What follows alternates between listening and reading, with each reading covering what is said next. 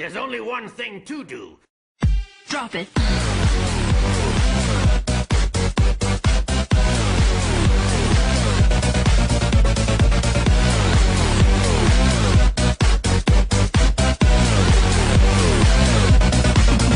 Yeah.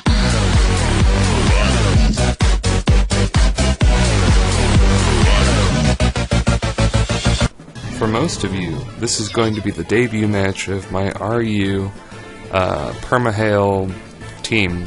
And just looking at my opponent's team, it is pretty much the worst matchup you could ever imagine possible.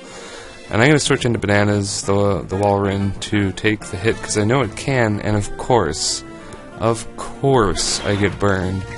Worst time ever to get burned. So I was like FFS in the chat, and I know he's probably not going to want to stay in, because he will think I'm going to go for Protect to get my health up, although my health can't really go up because the health boost is negated by the burn, like I think completely. But going for the Surf really pays off, as Omastar is going to come in and try to set up as many entry hazards as it can.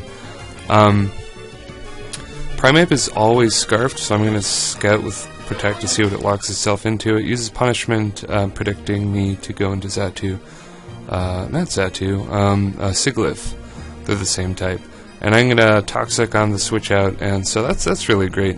Bananas can't really use Ice Body and Leftovers to really stall anything anymore because it's burned, but it's still being really useful. And Poliwrath is going to show me a Circle Throw, so I'm just going to sub down so it gets more toxic damage built onto it.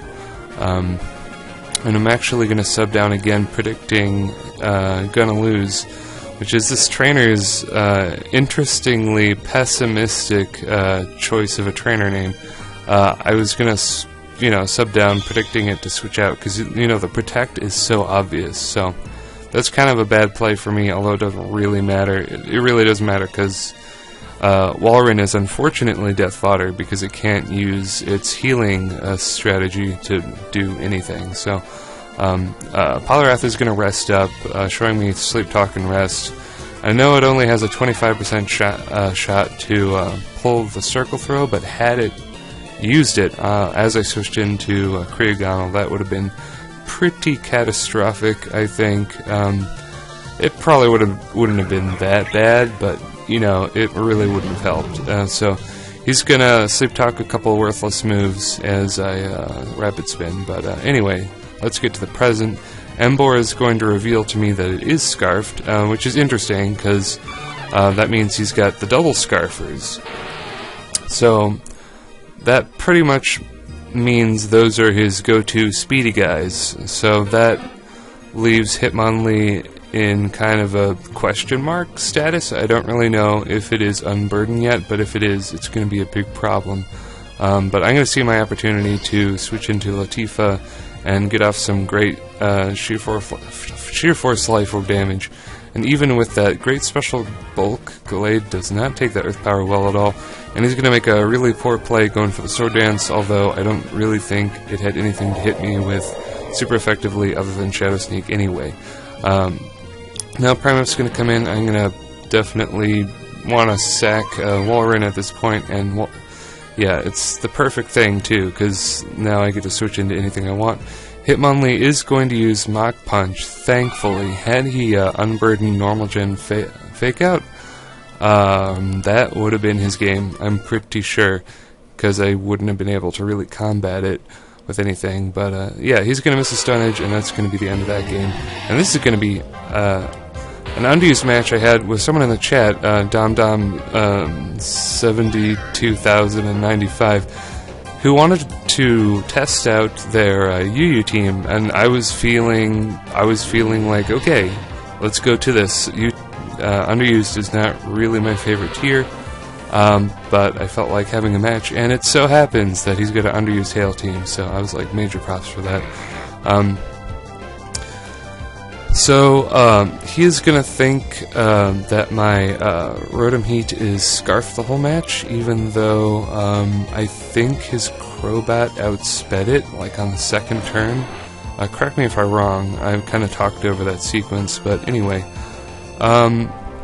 Yeah, so Abomasnow is going to get the freeze on Dusclops, but that's okay because Luna has Heal Bell, and on Hail teams they tend to freeze a lot because a lot of ice attacks are used, so it just kind of makes sense, and it's just kind of whatever. Abomasnow is a little bit of a pain now, and my strategy now is to go into Dusclops and sacrifice myself with the Ghost Curse and put some real offensive pressure on it so that he's either going to have to stay in and attack me and get damaged a lot, or switch out, which is what he's going to do, which will allow me to get a free Stealth Rocks. Yeah, free turn of Stealth Rocks. Free attack. Free. But anyway, yeah, some shit is happening. Cobalion is out. I'm actually going to take a close combat, thinking that it might want to use Thunder Wave, because it did use Stealth Rock. I was a little afraid that the Crobat switch in was way too obvious, and I thought it might go for Thunder Wave, but as it happens, Umbreon can actually take Cobalion's close combat pretty well. So I'm just going to Wish Protect in its face and just kind of do stuff. But definitely Umbreon is the MVP in this match, taking on his entire team. You know this from watching my videos. I know this because of experience. Umbreon is a big middle finger to underused Hail teams. It's really hard to get rid of Umbreon, because Umbreon can tank Blizzards pretty well. But speaking of Blizzards, that Rotom Frost, I thought it was Specs the whole game, because of how much damage it was doing to Umbreon with Blizzard. I thought it was unusually high damage. And it could just be that it's Choice Scarfed and Modest, which maybe that could be a thing. But anyway, Walrein is in. Yeah, the best thing it can do is just Blizzard me 8 times and kill me that way, but yeah, Walrein really can't do anything at all. He said he had no idea what Empoleon was going to do, so he's just going to protect his agility, which makes me look really good. But honestly, anything I would have done would have looked good, because Empoleon versus Walrein is just a pretty bad matchup for Walrein. And speaking of bad stuff, Buff Plup is gonna totally miss that Hydro Pump. I've been getting really lucky with Hydro Pumps lately in my matches, and I had a gut feeling that it's just gonna happen. I'm gonna miss Hydro Pump and go down. It's really unfortunate, because it probably would have been an Empoleon sweep at this point. But yeah, it's not gonna happen that way. Crobat is going to take out Crobat with the Choice Banded Brave Bird as it goes into Rotom, who I am still fearing to be Specs, as I Death Fodder Claydol, and I'm way behind now. My Rotom just used Volt Switch, and the way I keep Volt Switching really keeps up the illusion of me being Scarfed, I guess. But I guess he wasn't paying attention on the second turn, because like I said, his Crobat outsped me and U-turned me first. I'm pretty sure that was a thing. Again, correct me if I'm wrong. So I'm going to stay in with Crobat against Rotom Frost, which, because I thought it was Specs, and I thought with Banned Brave Bird and less than half health, I could probably take it out. But it so happens that it's a Scarf Rotom Frost, so I'm out of a Crobat, which is really bad. I basically have no safe way to take on Walrein or Cobalion, but Dom Dom is going to make a big mistake and use Toxic on an Umbreon, and it can't really blame him for that much. I've done it before. If you've seen my Christmas upload, I forget about Synchronize and use Toxic on an Umbreon because I'm that desperate to deal with Umbreon, and it bites me in the ass, and the same thing is happening to him here. So, but I'm just, I did a little jig, because I'm like, alright, now I can stall out Walrein. I would have been completely screwed otherwise. It probably would have been a PP stall, or he would have crit me. He probably would have crit me before anything else happened. But yeah, Walrein is out of the way, but I'm not free and clear out of the woods yet, because I have to deal with Cobalion. The way I switch in with Quiznos, I guess that spooked him. He still thinks that I'm Scarfed here. Maybe he thought that I knew I could take a close combat and I could like scarf full switch on whatever I want. But yeah, I'm Specs, man. So that is going to be a huge misjudgment on your part, and it's actually going to pretty much give me the game here, as I know that Luna the Umbreon can take a close combat. I'm just going to Death Fodder off-road him here to get more hail damage, and this is pretty ironic, I guess. If I'm using the word ironic correctly, it's really hard to use it correctly. A lot of people use it incorrectly. But Cobalion here is on a hail team. My team is not a hail team.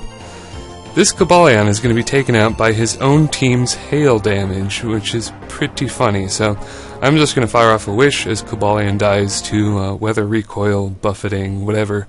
And that's going to be that match. That match was pretty crazy. It definitely would have gone his way if he made some different calls. So really close. Definitely a really good one. But anyway, this is going to be a super short match, just detailing the utter power of Life Orb Sigilyph in this team. Now, I actually spelled the character's name wrong. Reaverbot has an A in it, so just ignore that for the most part. But anyway, I'm going to switch in on the Toxic, because Wartortle outspeeds Snover all the time. So, yeah. Predict the Toxic. I'm going to take it nicely. This is going to be great, because that means I won't be able to be put to sleep throughout any point in this match. And, yeah. I've got only one Calm Mind up, and I'm pretty much sweeping his entire team. And his team is really not that shabby, in my opinion, and Sigilyph just cuts through it like a hot knife.